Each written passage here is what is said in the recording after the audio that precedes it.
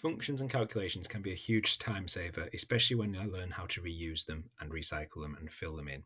So here I want to calculate a change in scores. So they scored 94 here and they scored 91 there. So I want to see the difference in scores and how much they've changed. So by the end of the year, how much better were they than at the start of the year, or worse in bad case scenario.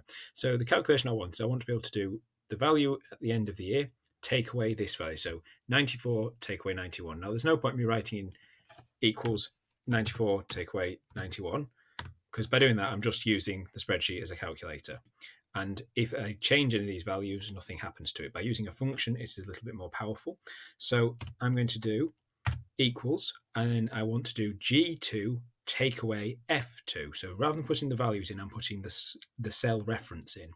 So I could type them out, so I could say G2, or I could click on them. So I do G2 take away F2. So there's two ways of doing it. I could type it out or just click on them.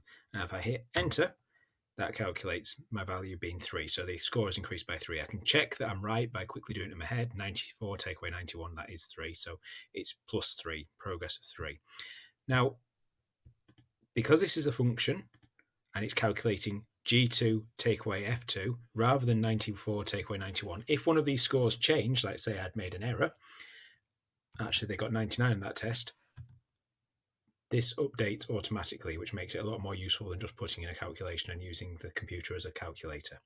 Now, for the next row down, for Anakin, I need to do the same calculation, but it will be G3 take away F3, and so on. Now, I could do that, but it would take me a while, and if my page went on and on and on, it would be even trickier. So what I'm going to do is I'm going to click on my formula in the top row. I've got my function, I'm happy with it, and if I go to the bottom corner, there is a slightly bulkier corner. If I click on that one and hold down, I can then drag down this formula and it fills in the rest of the cells, but it adapts automatically. So in this one, it's made it into G3 take away F3. In the next row, it's made it into G4 take away F4 because it's picked up what I want to do and has adjusted automatically.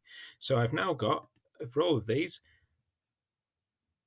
end of year test, take away, start of the year test.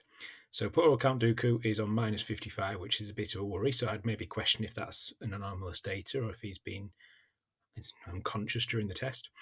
And I've now got some results. Now, if I find out that that was actually an error and actually that was meant to be 79 and someone's mistyped it, putting it in, my formula updates and my result update automatically. I can't actually see the calculation, but I can see the result of the calculation.